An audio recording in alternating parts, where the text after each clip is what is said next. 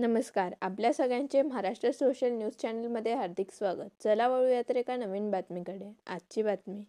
Savatamali market नूतनीकरण कामात अनियमितता झाल्याचा आरोप करत संबंधित बिल नामंजूर करण्याची मागणी करण्यात आली आहे.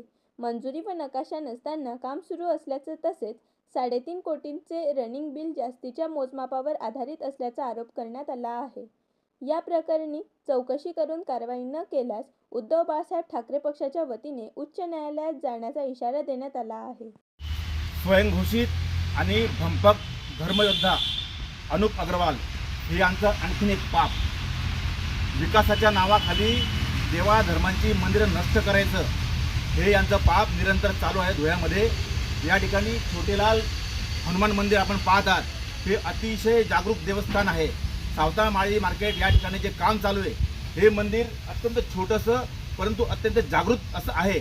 याला हलवण्याचं तोडण्याचं काही कारण नसताना मंदिराचा सर्व परिसर आजपासून तोडायला सुरुवात झालेली आहे.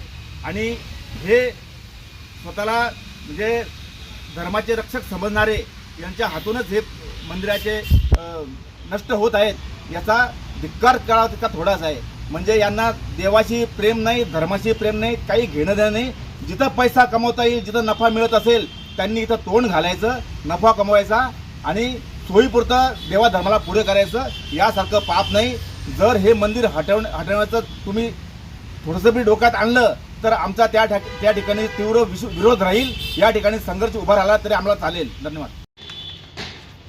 सावतामाळी मार्केट या ठिकाणी आम्ही सर्व शिवसेनेचे पदाधिकारी आलो आहोत आणि कालच आम्ही या बोगस निकृष्ट अपूर्ण कामाचं जे बिल त्या ठिकाणी आम्ही पाहिलं महानगरपालिकेमध्ये तयार होताना.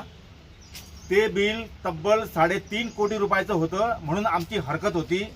आम्ही या ठिकाणी पाहणी केली असता या ठिकाणी 48 पिलर या ठिकाणी उभे आहेत. ते अर्धे अपूर्ण.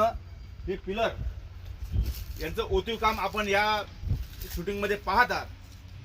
हा 48 पोलचा जर आपण समजा 1 लाख रुपये जरी खर्च धरला तो इतका येत नाही.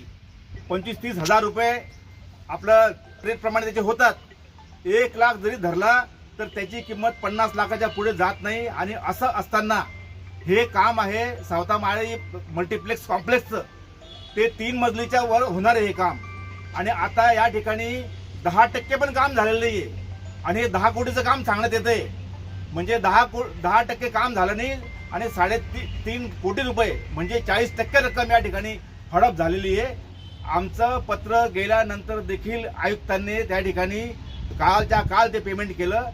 याचा आम्ही तीव्र शब्दात धिक्कार करतो. या कामाची मोजमाप हे दक्षता नियंत्रणकडे झालं पाहिजे. मेरीकडून नाशिक मुख्य अभियंत्याकडून याचं एस्टिमेट तपासलं गेलं पाहिजे अशी आमची मागणी होती. ते झालं नाही कारण की आयुक्तापासून अभियंत्यांपर्यंत हे सगळे खादाड पैसे खाणारे लोक हे यांना रक्त लागलेलं आहे पैसे खाण्याचं. आणि पैसे खाण्यासाठी त्यांनी आता या ठिकाणी कामाचा बंदा पडणार आहे 100% मी सांगतो. कारण की ठेकेदार पैसे घेऊन पोबारा करेल, अजून एक बिल काढेल, 2-4-5 कोटी काढून 10 कोटी तो पूर्ण करेल आणि हे काम आपण ठेवून तो चालला जाईल. बातमी आवडल्यास चॅनलला लाईक व सबस्क्राईब करा व दररोज अशा नवनवीन बातम्या पाहण्यासाठी चॅनलला फॉलो करा. धन्यवाद.